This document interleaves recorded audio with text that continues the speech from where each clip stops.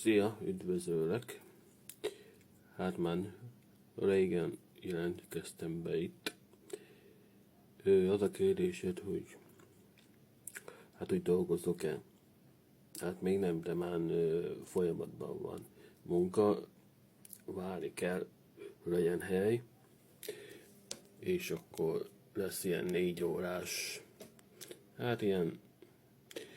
ilyen csomagolási féle munka. Ja, meglátjuk, hogy milyen lesz, meg minden. Várni kell, hogy legyen hely. Most biztos lenne olyan, aki mondaná, hogy hogy olyan munkahelytől válnék, hogy ahol nincs hely, mert ugye volt, aki írta már ezt YouTube-on, de mivel nem tudjátok a lényeget, a sztorit, hogy milyen munkahely, meg minden, így úgymond felesleges, úgymond, hogy magyarán beszólni, tisztelt a kivétel, előre mondom. Ja, úgyhogy, mert ha mindent elmondanék, akkor biztos, hogy értenétek a dolgokat, de mivel nem szabad mindent elmondani, mert ugye nálam vannak rossz akarok is, meg stb. Ja, úgyhogy vigyázni kell a szavakkal, mit mondok, ezért nem mondok el mindent. Ugye, amikor YouTube-on is vlogolok, aki ugye szokta nézni ott a vlogokat.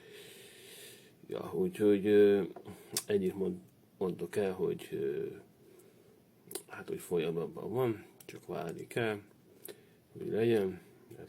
Reméljük, hogy minél hamarabb, mert én is szeretnék már valamit csinálni, mert ugye úgymond, ez az élet eléggé unalmas már, hogy mindig csak itthon gépezek, meg játszok, már játék is unalmas, meg minden. Úgyhogy ha lesz majd munkahelyem, akkor legalább, ha majd még ki tudja, összejöhet majd egyszer valami nő is, nem?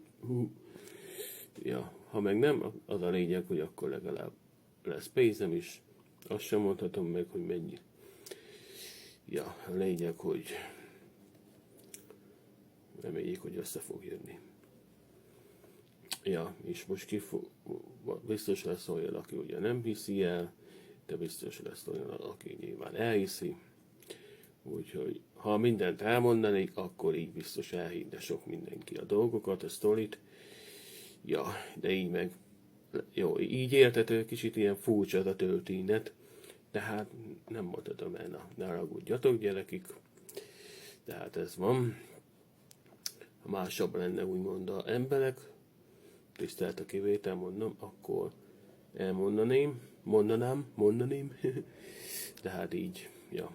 Na mindegy, az a lényeg, hogy remélem összejön, és akkor le leszel foglalva, és akkor meglátjuk, hogy milyen lesz. Ja. Már jó lenne, mert még tényleg még semmi se dolgoztam még az életemben, úgyhogy valamit kéne már. Azért, még Merci is már legalább ő dolgozott, nem tudom már hány évet, aki tudja ki ő. Ja, na jó van. Úgyhogy ennyi. Peace, béke, hugottál, de mobil. Csak gyerekek.